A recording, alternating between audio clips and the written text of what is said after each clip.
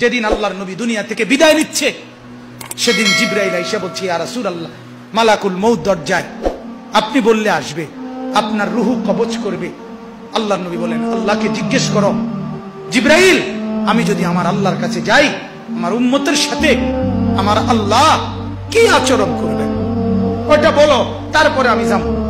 জিবরাইল গেলেন, আল্লাহর নবীকে আয়েশা শুনাইলেন, ও নবী, আল্লাহ তাআলা জানাইছেন আপনার অবর্তমানে আপনার উম্মত যখনই মাফ চাইবে, আল্লাহ তাআলা আযাব দিবে না, সাথে সাথে মাফ করে দিবে।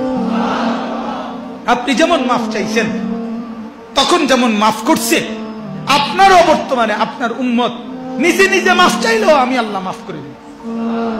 এতদিন তো কে মাফ চাইছে? নবী নিজে মাফ চাইছে। এখন তো আপনি না থাকলেও আমি ওয়াদা দিলাম, আপনার উম্মত যদি নিজে নিজেও মাফ চায়, আমি মাফ করে দিই। নবী বললেন, তাহলে জিবরাইল, মালাকুল মউতকে বলো আমার জান কবজ করতে। তাহলে সারাটা জীবন তিনি ভাবলেন উম্মতের কথা। আজ যখন তিনি দুনিয়া থেকে বিদায় নিচ্ছেন, তখনও ভাবছেন কার কথা? নবীজি সাল্লাল্লাহু আলাইহি সাল্লাম যখন ইসরাফিল সিংহা ফু দিবে, দ্বিতীয় ফু, সবাইকে যখন হাসরের ময়দানে উঠানো হবে, তখন প্রথম উঠানো হবে আমাদের নবীকে। হাদিসে আছে 4 ফেরেশতা জিবরাইল, মিকাইল, ইসরাফিল, আজরাইল আসবেন নবীজির রওজা মুবারকে। এসে সবার পক্ষ থেকে জিবরাইল ডাক দিবে, ইয়া রাসূলুল্লাহ, হাসরের ময়দানে যাওয়ার জন্য আপনি কবর থেকে ওঠেন। হাদিসে আছে আল্লাহর নবী সাল্লাল্লাহু আলাইহি সাল্লাম কবর থেকে চোখ মেলবেন, আর উঠে দাঁড়াইতেই কপালের বালু মুছতে মুছতে তাকাইয়েই বলবেন, প্রথম কথা, জিবরাইল, তোমরা শুধু 4 জন ফেরেশতাই আসলা আমাকে নেওয়ার জন্য, আমার উম্মত আসে নাই। আমার উম্মত কোথায়? আমার উম্মতের হালাত কি? আমার উম্মত কি আমার বর্তমানে জাহান্নামে চলে গেল নাকি? জিবরাইল তখন বলবেন, হায় ইয়া রাসূলুল্লাহ, আজও বললেন না, আজও বললেন না, আজও সেই উম্মত উম্মত। যাওয়ার দিনও বললেন, দুনিয়ায় থাকতেও বললেন, আজও বললেন। আপনার উম্মতের এখনো উঠেই নাই, এখনো তো কবর থেকে কেউ তুলে নাই, আপনাকে তুলেই বাকিদেরকে উঠানো হবে।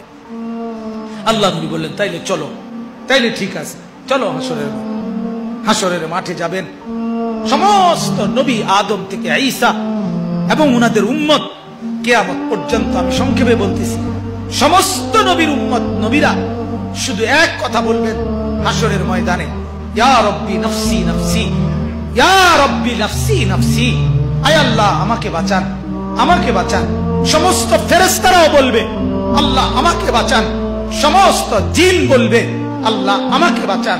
পুরা হাসরের মাঠে একই শব্দ, আল্লাহ আমাকে বাঁচান, আমাকে বাঁচান। সবাই শুনবে, কে যেন একজন শুধু আছে, কোন এক জায়গা থেকে শোনা যাইতেছে, কে যেন একজন বলতেছে, ইয়া রব্বি উম্মতি উম্মতি, আয় আল্লাহ আমার উম্মতকে বাঁচান, আমার উম্মতকে বাঁচান।